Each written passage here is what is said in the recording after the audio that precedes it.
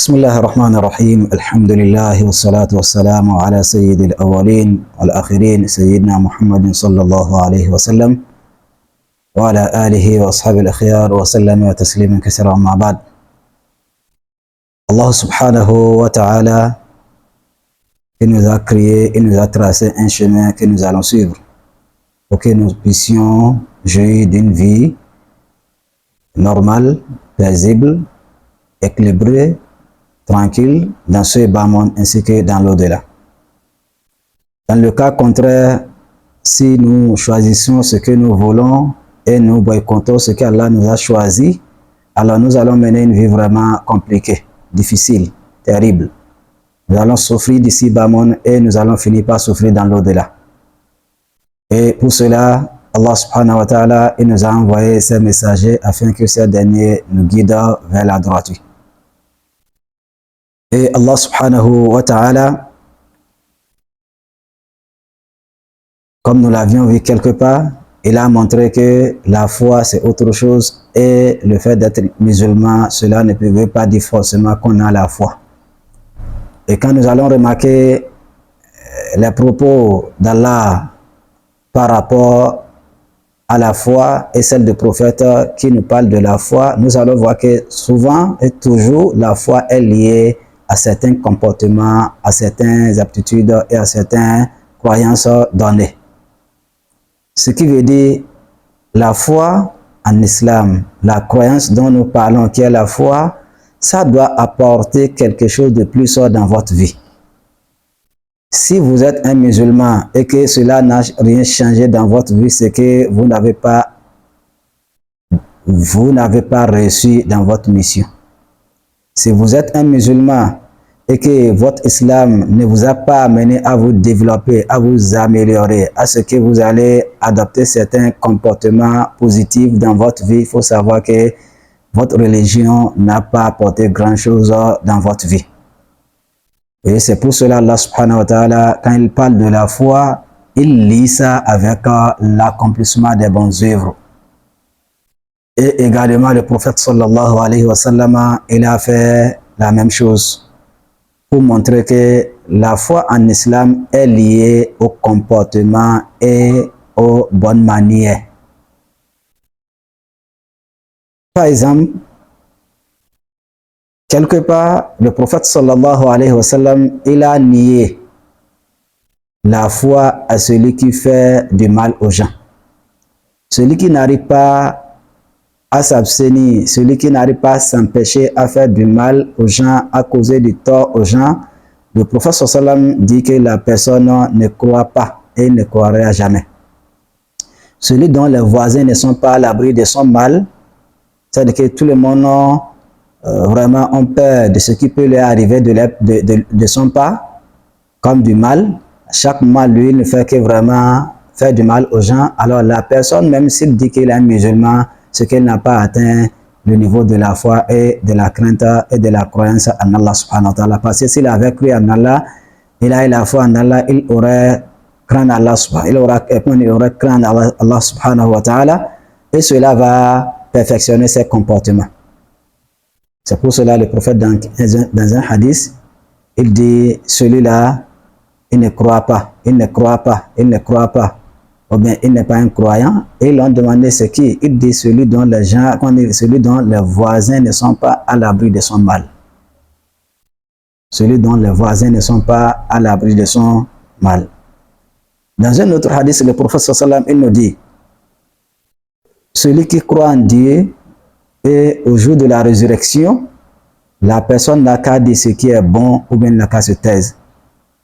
Si on croit en Allah en tant que Seigneur, notre maître, qui nous observe, qui nous voit, qui nous attend, et que nous croyons au jour de la résurrection, alors l'homme n'a qu'à dire ce qui est bon. Ou bien, s'il sait qu'il ne peut pas dire ce qui est bon, il n'a qu'à se taire. Et celui qui croit en Allah et au jour de la résurrection, également la personne doit respecter et honorer son voisin. C'est-à-dire que l'épargner de son mal et être bon avec son voisin. Et celui qui croit en Allah Et le jour de la résurrection également, la personne aussi doit honorer et respecter son étranger qui vient chez lui. Prendre soin de lui selon ses moyens et ne pas le malmener. Également, le prophète sallallahu alayhi wa sallam, dans d'autres hadiths, il nous dit: l'homme ne peut pas être un croyant tant qu'il n'a pas aimé à ses proches ce qu'il aime pour lui. Ce qui veut dire, un musulman qui souhaite le mal à ses semblables, la personne n'a pas encore cru. Même si la personne fait la prière jusqu'à ce que son front se noircisse, alors la foi n'a pas touché son cœur. Parce qu'il dit: la yu'minu ahadukum. L'un de vous ne peut pas croire, il ne peut pas être un croyant, hatta yuhibba li akhihi ma yuhibbu li nafsihi, jusqu'à ce que la personne aime pour son frère ce qu'il aime pour lui. Ce qui veut dire être un simple musulman sans avoir ses comportements et ses sentiments, ce qu'on n'a pas encore atteint le niveau de la foi. Également, le prophète sallallahu alayhi wa sallam, dans un autre hadith, il nous dit que celui qui n'aime pas Allah et son messager plus que ce qu'il aime autre chose, la personne ne peut pas croire. La personne ne croira pas. Celui-là qui n'a pas aimé et son messager plus que ce qu'il aime autre chose.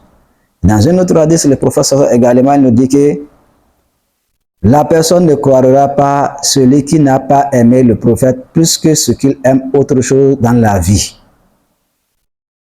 Et il dit également, la personne ne peut pas être un croyant, celui-là dont la passion n'a pas suivi ce que le prophète a amené. C'est-à-dire que celui qui n'a pas accepté, il n'a pas amené la mission que le prophète sallallahu nous a amenée, la personne ne peut pas être un croyant. Alors nous allons remarquer au cours de ces tests prophétiques qu'on vient de citer, que la foi, c'est une question de sentiment, c'est une question qui est liée au cœur.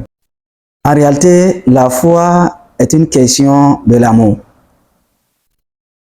Cet amour engendrera, ça va produire ce que nous avions vu. Cet amour changera les priorités auprès de l'homme. Cet amour amènera la personne à aimer ses semblables. Cet amour amènera la personne à aimer Allah subhanahu wa ta'ala. Cet amour amènera l'homme à aimer le prophète sallallahu alayhi wa sallam. Cet amour amènera l'homme à aimer ce que le prophète sallallahu alayhi wa sallam nous a apporté comme le message et comme la religion qui est la guidance. Et c'est cet amour qui amènera l'homme à épargner les autres de son mal et de tout le mal qui peut venir de sa part envers d'autrui. Alors, quand on dit nous sommes musulmans et qu'on n'est pas arrivé à ce niveau, ce qu'on n'a pas encore atteint le niveau de la foi, c'est des signes de la foi qui est cité là. L'amour est un signe qui montre qu'il y a la foi. Aimer Allah plus que ce que nous aimons, autre chose dans la vie, que ces derniers soient notre famille, nos amis, nos employés, notre pays, ou bien autre chose. Il dit jusqu'à ce que la personne aime Allah et son messager plus que ce qu'il aime autre chose. Et quelque part, jusqu'à ce que le prophète soit plus aimé chez toi plus que ce que tu aimes autre chose. Jusqu'à ce que tu aimes pour ton prochain ce que tu aimes pour toi. Ce qui veut dire, dans votre vie, si vous ne voyez pas, si vous ne remarquez pas ces sentiments dans votre cœur et que vous ne vous comportez pas de cette manière qui montre que vous aimez les autres, il faut savoir que vraiment votre foi n'est pas au rendez-vous. Il faut que vous cherchiez vraiment à vous améliorer. Parce que quand il y aura la foi dans votre cœur, forcément, ça va fructifier ces comportements-là. Et c'est ça qui ferait que l'accomplissement des bons œuvres, ça devient plus facile pour vous. Ça ne serait plus compliqué pour vous. Mais une fois que la foi ne s'est pas enracinée, ça ne s'est pas bien assis dans le cœur, ça serait difficile d'aimer le bien aux autres. Et une fois qu'on n'a pas aimé le bien pour d'autrui, c'est-à-dire que nous allons aimer le mal pour eux, ou bien au moins on va le souhaiter. Et tant qu'on n'a pas aimé Allah et son messager plus que ce que nous aimons autre chose, alors forcément nous allons aimer autre chose. Et quand on aime quelque chose, on cherche à s'adapter avec ce que nous aimons. Et nous allons essayer vraiment de nous éloigner de tout ce qui nous éloigne de ce que nous aimons. Alors, la question de la foi, c'est une question de développement de l'amour. Mais cet amour-là, ça s'adresse à qui? Ça s'adresse à Allah et son messager et ce que Allah subhanahu wa ta'ala il nous a amené, ainsi que nos semblables qui sont à côté de nous. Votre femme, ou bien disons votre épouse, votre mari, vos enfants, vos parents, vos proches, vos semblables, il faut les aimer et il faut aimer le bien pour eux. Quand vous êtes comme ça, ce que cela montre que vous avez la foi et vous avez la croyance en Allah en vous. Parce qu'un bon croyant, c'est quelqu'un vraiment qui est comme la pluie. N'importe où il arrive, il descend ce que c'est de bien qu'il apporte aux autres. Un croyant qui a la foi, il épargne les gens de son mal. Voilà d'une manière ce que l'islam veut dire par rapport à la question de la foi. La foi, c'est une question de l'amour. Et la mécréance aussi, c'est une question de l'amour. L'hypocrisie aussi, c'est une question de l'amour. Mais quel type de l'amour? Et qui est aimé? Alors, par rapport à l'hypocrisie, nous allons voir ça quelque part. Jusqu'à maintenant, on n'a pas encore expliqué ce qui est vraiment la foi. Nous sommes en train de parler des signes de la foi ici. Et les conditions à réunir pour avoir cette foi-là. Ces conditions, c'est le fait d'aimer. Et quand on aime, on va voir que vraiment, ça passe bien. Et comme nous l'avions dit tout à l'heure, l'hypocrisie aussi, c'est une question d'aimer quelque chose. Et la mécréance aussi, c'est une question d'aimer quelque chose. Pour la foi, c'est le fait d'aimer Allah subhanahu wa ta'ala et son messager et aimer ce qu'il nous a amené, ainsi que nos semblables avec qui nous vivons, qui sont autour de nous, on doit les aimer et aimer le bien pour eux. Alors, ma soeur ou bien mon frère, qui est un musulman, si vous remarquez que vous n'avez pas ce qu'on dit là, il faut savoir que vous êtes un musulman, ça reste encore à vous purifier. C'est cette discipline qu'on attend de nous. Quand on arrive à ce niveau-là de conscience, alors on peut dire que nous sommes des croyants. Qu'Allah nous facilite vraiment la compréhension de ce qui a été dit et qu'il nous aide à mettre en pratique ce que nous avions appris. En résumé de tout cela, l'islam, c'est le fait d'accepter à adhérer dans la communauté ou bien dans la religion musulmane.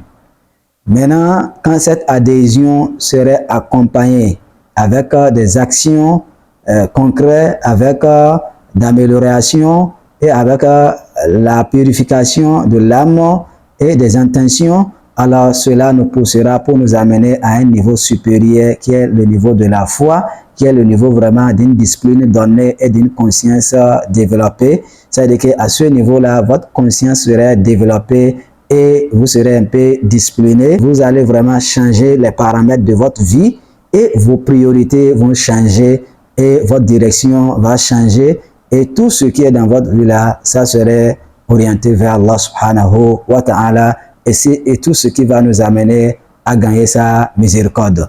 Si on a compris ceci, c'est ce qu'on attend de nous. Alors cette question, ce n'est pas une question théorique. Vraiment, ça demande la pratique.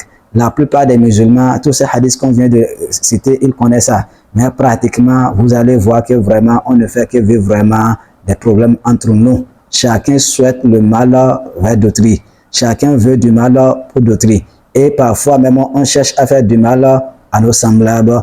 Et tout ça, ce n'est que des œuvres, des actions ou bien des tentations de Shaitan. Ce que Shaitan veut de notre part. Allah subhanahu wa ta'ala, il aime pour nous le bien et il veut qu'on aime le bien pour d'autrui. Subhanakallahumma bihamdika, ashhadu an la ilaha illa anta, astaghfiruka wa atubu ilayk.